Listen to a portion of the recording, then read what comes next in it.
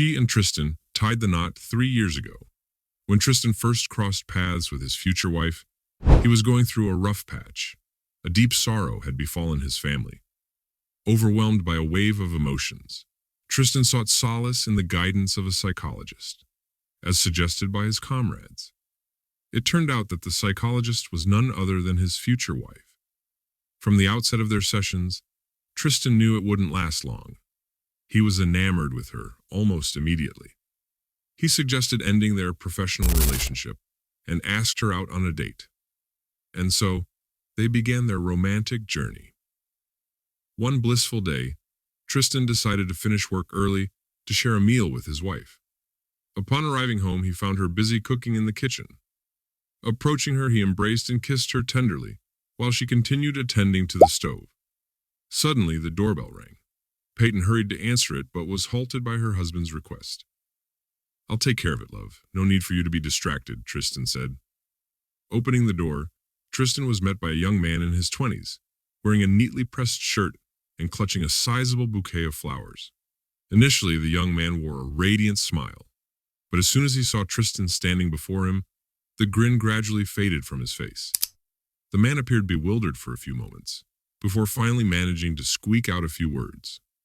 He introduced himself as a courier, handed Tristan the flowers, disclosed that they were meant for Peyton, and promptly made his way down the stairs.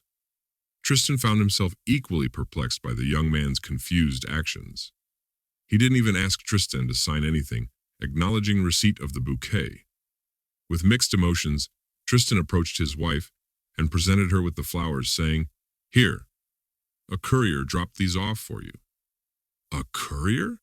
Peyton marveled, searching for any accompanying note nestled within the bouquet. "Some young lad I don't know. Didn't even ask me to sign anything, just dashed off," her husband replied.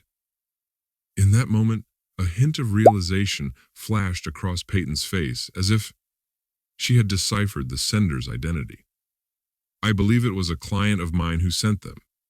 He's extremely appreciative of the progress we've made," she declared, her smile shining through. "Let's not keep dinner waiting." A few weeks had passed since that peculiar incident. One day, when Tristan had some time off, he made a spontaneous decision to drop by his wife's workplace and have lunch together. He entered the building where his wife's office was located, along with several other rooms where professionals conducted appointments. The receptionist informed him that his wife was still in a counseling session and he would have to wait. After about 15 minutes, his wife's office door swung open. To his astonishment, a young man emerged and swiftly made his way toward the exit. Tristan was taken aback when he recognized the same guy who had recently delivered flowers to their home for Peyton.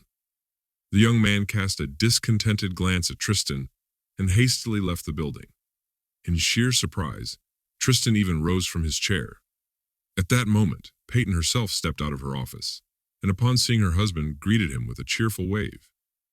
"It seems we need to have a chat," Tristan remarked as he steered his wife away from the receptionist's curious gaze. "That guy who just left, he's one of your patients, isn't he?" he inquired. "Kai? Yes, I've been counseling him for 6 months now. Why do you ask?" Peyton responded. "Well, it turns out that this very guy wasn't just the courier who delivered the flowers before." "Are you keeping something from me, Peyton?" her husband hissed. Peyton fell silent for a moment. "No, I did mention back then that he was a grateful client, but I didn't know he had personally delivered the bouquet himself. He's extremely shy. I suppose he decided to pose as a courier in front of you," she explained, preempting her husband's concerns. Tristan hesitated. His wife had never shared details about her clients, so he remained unaware of who visited her. The explanation seemed plausible, yet something about the situation still perplexed him. "How did this young man know our home address?" Tristan asked. But his thoughts were interrupted by Peyton, who was already offering suggestions for where they could go for lunch. A month later, Peyton found herself swamped with work. Her clientele was burgeoning by the day, yet her demeanor took on a peculiar change. Generally, if she had fewer consultations in a day, she would return home exhausted. However, this time her behavior turned oddly childish. Her availability for her husband dwindled to nearly nothing. In response to his complaints, she insisted that turning away those in need was not an option. The tension in her husband Tristan escalated daily, He grew disheartened by her constant absence and diminishing attention toward him, eventually harboring resentment toward her job. One evening, she failed to return home at her usual hour, prompting Tristan to give her a call. Initially, she didn't answer, but Tristan wasn't surprised since her phone was often on silent. Traditionally, she would return the call within 10 minutes. This time, he received a text instead, caught up in an urgent consultation. "We'll be home late." Given the lateness of the hour, Tristan decided it was safer to drive over and pick Peyton up himself, rather than letting her travel alone in the dark. Upon arrival, he noticed that hers was the only office still illuminated in the otherwise deserted building. What sort of urgent consultation could this be? He mused. The reception area was unattended, and the door to Peyton's office was shut.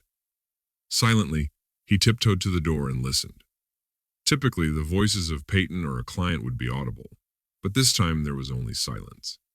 His curiosity piqued, and with a gentle push, he opened the door. The scene that unfolded before him left no room for excuses.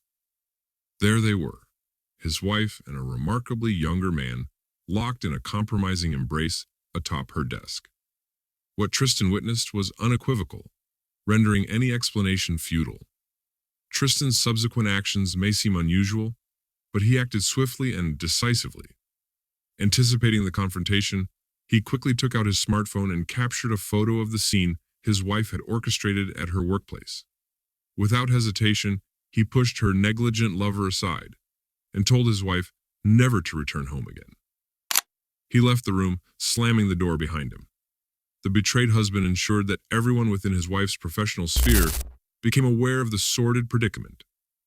As a result of this betrayal, Peyton's license as a psychologist was revoked, as her behavior was deemed unworthy of her esteemed profession.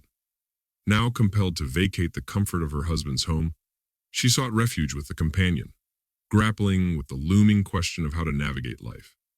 The loss of her psychology practice, coupled with a glaring absence of alternative work experience and education, left her uncertain about her future. One might assume that Peyton, being a psychologist, would possess a profound understanding of the human psyche.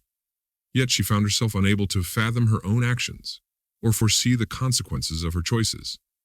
Alas, such instances occur with alarming regularity, like a cobbler deprived of his own footwear.